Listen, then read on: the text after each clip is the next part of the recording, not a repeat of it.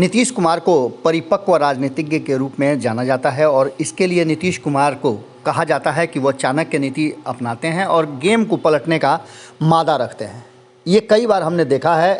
अगर 90 के दशक से शुरुआत करें या उससे पहले भी अगर शुरुआत करें तो नीतीश कुमार के राजनीतिक जीवन की ये शुरुआत से ही वो गेम के मास्टर हैं और कैसे सत्ता तक पहुंचा जाए और कैसे किसी को आगे बढ़ाया जाए ये बातें वो अच्छी तरह से जानते हैं। इसके लिए पहले तो उन्होंने एक फील्डिंग की थी लालू प्रसाद के लिए और लालू प्रसाद को जब वो सत्ता में काबिज कराने में सफल हो गए उसके बाद से उन्होंने अपने पर मेहनत करना शुरू कर दिया और ख़ुद को ब्रांड बनाने में नीतीश कुमार कभी पीछे नहीं हटे। नीतीश कुमार ने अपने आप को ब्रांड बनाया और ब्रांड बनाने के साथ ही एनडीए के सबसे बड़े नेताओं के रूप में वो उभर करके सामने आए, जिसके कारण उन्हें केंद्र में भी अच्छी खासी मंत्रालय मिले और उनका सम्मान भी था।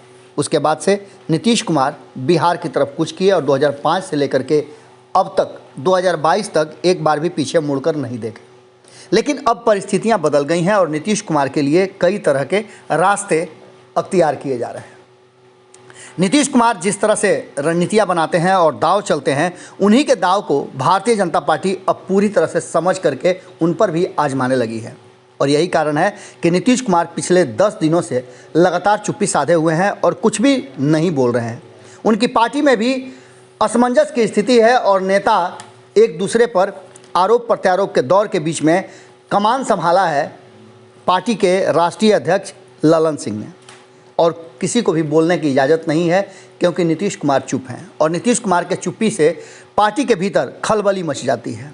इतना ही नहीं, ये खलबली एक बड़े लड़ाई की तरफ बढ़ रही है। इसमें आरसीपी सिंह को लगातार ललन सिंह टारगेट कर रहे हैं और उनके टारगेट करने से कभी जो एक दूसरे के कट्टर दोस्त हुआ करते थे, आपको याद होगा 2019 का लोकसभा चुनाव, जिसके लिए आरसीपी सिंह ने ललन सिंह के लिए क्या नहीं किया था। लगातार उनकी वहाँ फील्डिंग लगी हुई थी और इन सब को लेकर के ललन सिंह के जीत के बाद से दोनों के बीच में धीरे धीरे खटास आने शुरू हो गए। ललन सिंह जैसे ही आरसीपी सिंह केंद्रीय मंत्रिमंडल में शामिल हुए, ललन सिंह को राष्ट्रीय अध्यक्ष बनाया गया और उसके बाद से दोनों के बीच में तल्खियां बढ़ गई। ये तल्खियां इतनी बढ़ गई कि ललन सिंह ने अब जदयू के एक बड़े नेता आरसीपी जिन पर कि नीतीश कुमार कभी बहुत ज़्यादा भरोसा करते थे, उन्हें टारगेट किया है और उन्होंने साफ तरीके से कहा है कि किस तरह से आरसीपी सिंह हमारे टीम के लीडर थे, हमें तो पता भी नहीं था कि क्या कुछ बातें हो रही है। और जैसे ही भारतीय जनता पार्टी के राष्ट्रीय अध्यक्ष जेपी नड्डा ने दिल्ली में एक प्रेस कॉन्फ्रेंस करके ये बताया कि उनका गठबंधन अपना दल और संजय निषाद की पार्टी निषाद पार्टी से है, तो हमारे पैरों के नीचे से ज़मीन खिसक गई। उन्होंने ये भी बोलने की जहमत नहीं उठाई कि हमारे साथ अभी भी बातचीत जारी है। इसका सीधा मतलब था कि कहीं ना कहीं भाजपा नेतृत्व के इस बयान के बाद आरसीपी सिंह को इस पर बोलना चाहिए था और आरसीपी सिंह ने कहा कि ऐसा होना पता नहीं किस कारण से हुआ, उन्हें कोई जानकारी नहीं है। इसका सीधा सा मतलब था कि जो प्रयास किए गए थे वो सही नहीं थे। ललन सिंह लगातार टारगेट करते आ रहे हैं और ललन सिंह ने आरसीपी सिंह को कहा है कि उन पर भरोसा किया गया था और भरोसे की हत्या हुई है। इन सारी बातों को लेकर के जिस तरह की चीज़ें सामने आ रही हैं, उसमें साफ लग रहा है कि अब भारतीय जनता पार्टी के ट्रम्प कार्ड के रूप में आरसीपी सिंह सामने आ गए हैं। जिस तरह से भारतीय जनता पार्टी लगातार 15 सालों तक सुशील मोदी के कारण नीतीश कुमार के पीछे पीछे चलने को मजबूर हो गई और कभी भी ऐसा अवसर नहीं आया कि नीतीश कुमार के सामने कोई मजबूत विकल्प खड़ा हो पाए भारतीय जनता पार्टी में।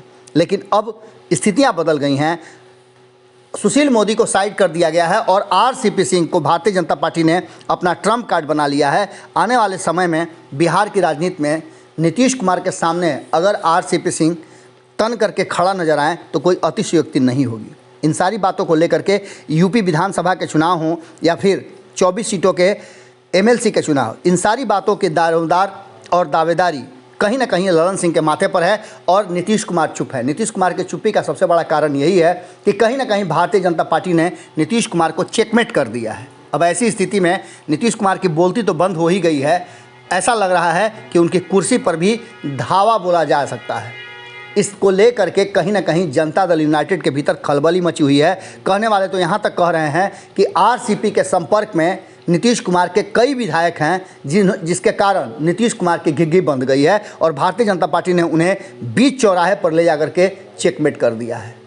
वास्तविकता क्या है ये धीरे धीरे खुल करके सामने आएगा। हमारी पूरी नज़र बनी हुई है इस पूरे घटनाक्रम पर। आपकी नज़र भारत लाइव पे होनी चाहिए। बहुत बहुत धन्यवाद। नमस्कार। अगर ये वीडियो पसंद आई और वह बिहार के राजनीति और बिहारियत से सरोकार रखेनी तो सब्सक्राइब बटन दबा के चैनल के सब्सक्राइब कर ली। ओजे एगो घंटी बा, ओकरा बटन दबा देला से कुल सटीक और मारक खबर रुआ मुफ्त में मिल जाई।